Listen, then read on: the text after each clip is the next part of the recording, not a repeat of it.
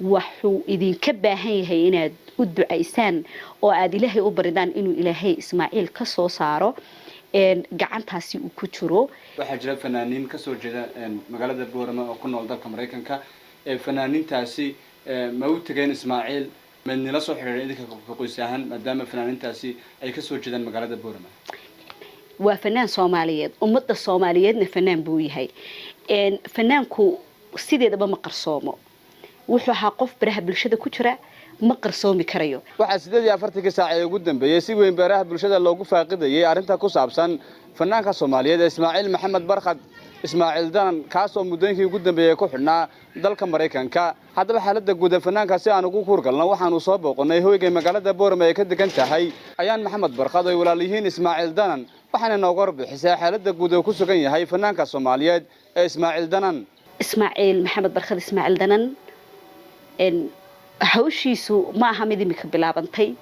waxay socotaa muddo sanad iyo 3 bilood hase yeeshee hees imika u qaaday Mukhtaar Daawus ayaa waxay noqotay mid gilgishay dhammaan qulubta ummadda Soomaaliyeed soona kicisay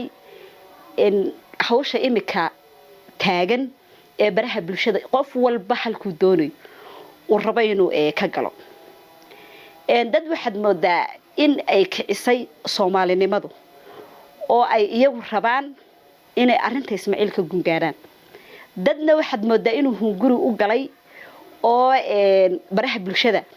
noloshoodii bay ku xiran tahay oo qolada youtuberada iyo cid tiktokerada iyo waxaas isticmaala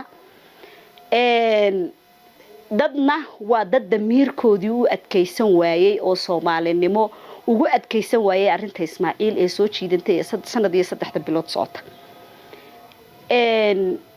hadaba Ismaaciil Maxamed Barkad Ismaaciil Danan waa fanaankeenii waa fanaan Soomaaliyeed wuxuu ku sugnaa muddo 8 sano ah wadanka Sweden after 8 sano kadib Ismaaciil wuxuu u hayaamay wadanka Mareykanka isagoo markaa ahaan ka raadsanaya sharci bacdamaaba uu 8 sanadood ee uu joogay dalka Sweden una wax sharciye lahayn Mareykanka markuu galay qeyrkiibu wax la qabay wuxuu ka gudbay dalka Mexico Janice bay hayd markaa ahaan soo baxay Soomaali oo dhan qof walba oo meel ku cadilnaana uu isku dayay inuu ka faa'iideysto Janiska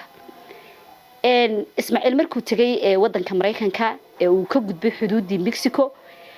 waxa qabatay ilaalada Mareykanka ee xuduudaha kadib waxa lagu xiray gobol la yiraahdo Luciano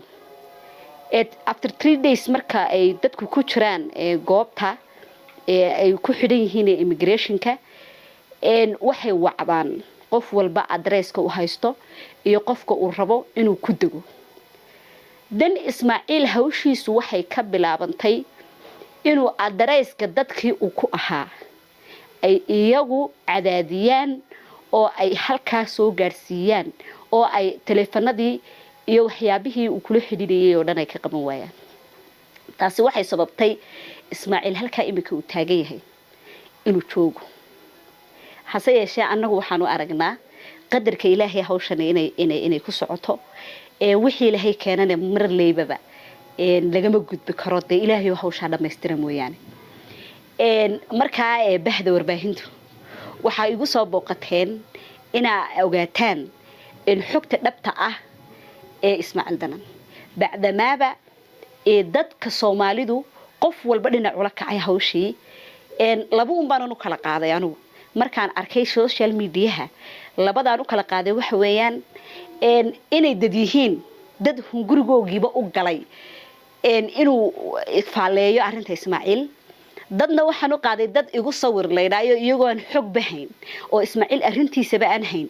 iskaga soo dhaxdacayo oo ummadda Soomaaliyeed isku tusaya si ay u sheegaan xog aan jirin Ismaaciil iskaga dhigan dad war waxay afar laatan saac ugu dambeeyay ayaana maadaama fanaankan aad walaalatiin waxa jira fanaaniin ka soo jeeda magaalada Boorama oo ku nool dalka Mareykanka fanaaniintaasi ma u tageen Ismaaciil maxaa man nalaasoo xiriireen idinka qoysahan maadaama fanaaniintaasi ay ka soo jeedaan magaalada Boorama Cimraan oo aad baad u mahadsantahay walaal way jiraan fanaaniin la hayba ama gobolku ka soo jeeda degan wadanka Mareykanka hase yeeshee ma jiro qof anaga nala soo xiriiray mase jiro qof aan oran karo waa fanaan oo arinta Ismaaciil buu meel ka galay ma garanayo waxaan ka ahayn inaan social media ka arko iyagoo ka jawaabaya xataa dadka gacanta ku haya hawsha Ismaaciil markaan weydiiyo ima sheegaan inay xataa xidid la leeyihiin Ismaaciil fanaan buu ahaa fanaan international wahaa wuxuu ahaa musician wuxuu ahaa in yar oo dhalinyaro ah oo fankiisa kor u qaaday isagoo aanay cidina taageeraynin Ismaaciil wuxuu ahaa nin dhaqaale haysta isku filan meel wax dhigtay anigu ayaan ahaan ma qabo inay jiraan dad Ismaaciil dhaqaale ku caawiyay hadii ay jiraan dad iyagu dhaqaale urursaday oo iyagu haysta hadii jiraan Ismaaciil waxaan leeyahay dhaqaale uma baahnayn laakiin wuxuu u baahnaa in la taageero in waqti la geliyo in looyaradiisa iyo dadkiisa lala xiriiro oo aan helno dad wanaagsan oo looyaro wanaagsan u qabta oo dhaqaalaha uu rabo looyarku anaga iyo looyarkan xidhiidhsiya anagana dhaqaalaha u dirsaneynay hadiyo gooraalaba wixii kasto loo baahdo anaga u dirsaneynay Soomaaliyeed ummadda Soomaaliyeedna fanaan buu yahay fanaanku sideedaba ma qarsoomo wuxuu ahaa qof baraha bulshada ku jira ma qarsoomi karayo taasi waxay qasab ku tahay inuu sheego runta Ismaaciil markuu Sweden tagay run buu sheegay fanka bartu ka soo bilaabay buu sheegay magaalada Boorame ee imika joognaynu ka tagay buu sheegay waxa u sababa waxa weeyaan inuu ku jiro social media oo la ogaanayo waxaadna moodaa sideedaba Soomaalidu inay hadiyo goraalistaba guraan oo ay is soo qarxiyaan oo ay isku diraan way gaaladu ma taqaana Soomaalida laakiin iyaga Soomaalidu isfara oo hadiyo goraale banaanka iskeena marka Ismaaciil inuu Sweden ka yimi marka laga yimaado inuu Soomaaliya ka yimi wuxuu sheegtay inuu Sweden ka yimi wuxuu sheegtay inuu fanaan yahay wuxuu sheegtay inuu YouTube-ka u leeyahay isagu wax walba la soo hordhigayna waxba markii hore ma diidin ugu horeyn markaad gasho wadanka Mareykanka qolada immigration-ka ee ku qabataa waxay weydiinaysaa marka laga yimaado magacaaga saddexan in lagu weydiiyo halkaad ka timi qabiilkaaga iyo muxuu haayay waxaad adigu tahay marka uu ku qasbay yahay inuu sheego runtana kulliba dadka Ilaahay baa ku jecel marka waan ku bogaadinayaa anigu inuu runta sheego waayo maxay heetay Ilaahay wax ka weyn oo jira ma jiro Ilaahay baa na taageeraya runtuna waa wax wanaagsan hadhow toole wixii ka daba imanayo baa xun walaal marka hore looyaradii aanu qabanaynay anagu ma joogno wadanka dadka jooga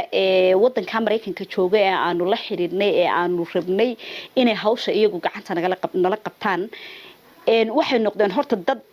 dad wanaagsan iyo dad xun intaba dadku way leeyihiin markii ugu horeysay waxaanu bilownay inaan degdeg lawyer ugu qabano muddo 3 bilood ah gudahood waxaanu rabnay inaan lawyer u qabno lawyerkii aanu qabanaynay waxa jira niman lacagihii lawyerka loo diray lawyerka ugu qabta leeyri Ismaaciil iyagu cunay waxa jirta niman yiri lawyerkii laftirkiisii baa naga baxsaday markay lacagtii ay qaateen waxa jira dad iyagu lawyer qabtay oo lawyerkoodii shaqeeyay oo muxuu ahaayay sameeyay waxyaabo badan Ismaaciil kiiskiisu marka hore wuxuu ku bilaabmay bacdamaaba uu Ismaaciil ka tagay Sweden sheegashada xaqiiqada dhabta ah ayuu ka bilaabmay islaam baa qabatay xaakin ah oo maxkamadda waqtiga ee kiiskiisa Ismaaciil gacanta ku haysay waxay qabatay kiiska Ismaaciil waxaanay markiiba ka soo horjeesatay Ismaaciil hadii uu Yurub ka soo galay inaanu bila sharci ahayn kadib kiiskiisa si toos ah ugu fadhiisatay islaantaasi marka lawyerkii dhexe laba lawyer marka laga yimaado hadda lawyerka u shaqeynaya waa lawyerkii shanaad Ismaaciil lawyerka afraad ayaa wuxuu sameeyay wuxuu u xareeyay ambiilkii wuxuu u xareeyay TBS wuxuu hayo wuxuuna u raacay maxkamadda kiiskaas haddana waxa isku qabsaday inamadii gacanta ku hayay marka ahaan ayaa isku qabsaday ee Soomaalida ahaa ee anagu aanu dhiibanay ee qaar kamid ahaayeen inamada familka isla imika ahaan waanu ka wareejinay Ismaaciilna jeelkii uu ka wareegay wuxuu hadda ku xirayay Seattle Washington kiiska imika waxa si toos ah gacanta ugu haya gabadh la yiraahdo Ilaahay raali ha ka noqdee walaal aad iigu qaaliya ifraax ibraahim magan